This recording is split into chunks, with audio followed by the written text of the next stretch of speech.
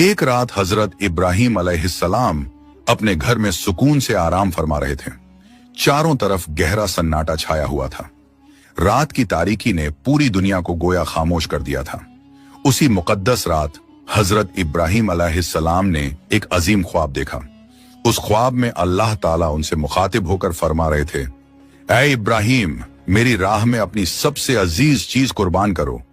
प्यारे दोस्तों, अंबिया अलैहिमुस्सलाम के ख्वाब आम इंसानों के ख्वाबों की तरह नहीं होते, बल्कि वो अल्लाह ताला की तरफ से वही और हक का पैगाम होते हैं। इसीलिए हजरत इब्राहिम अलैहिस्सलाम ने इस हुक्म को पूरे यकीन, सब्र और फरमानबरदारी के साथ कबूल फरमा लिया। सुबह होते ही उनका दिल अल्लाह की मोहब्बत और इताअत से भर गया। उन्होंने बिना किसी देर के अपना माल, दौलत और जायदाद अल्लाह की राह में गरीबों, यतीमों और बेसहारा लोगों में तकसीम करना शुरू कर दिया। अगली रात हजरत इब्राहिम अलैहिस्सलाम फिर अपने घर में आराम फरमा रहे थे। रात की खामोश और पुरसुकून घड़ियों में उन्होंने दोबारा वही मुकद्दस ख्वाब देखा।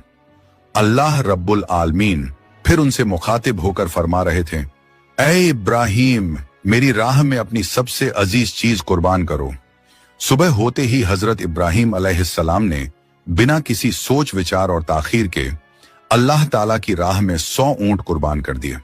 प्यारे दोस्तों, उस दौर में 100 ऊंट बहुत बड़ी दौलत और निहायत कीमती सरमाया समझे जाते थे, लेकिन अल्लाह ताला की मोहब्बत और उसकी रजा के सामने ये सब कुछ उनके लिए मामूली था।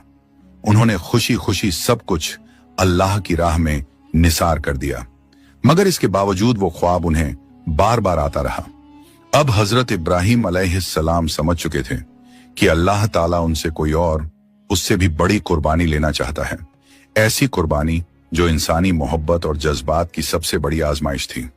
तीसरी रात जब हजरत इब्राहिम अलैहिस्सलाम गहरी नींद में थे, तब फिर वही पुरनूर आवाज उनके कानों में गूंजी।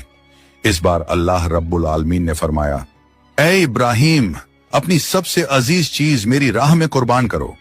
सुबह होते ही हजरत इब्राहिम अलैहिस्सलाम गहरी फिक्र और तफक्कुर में डूब गए। वो सोचने लगे कि आखिर उनकी सबसे प्यारी और सबसे महबूब चीज क्या है।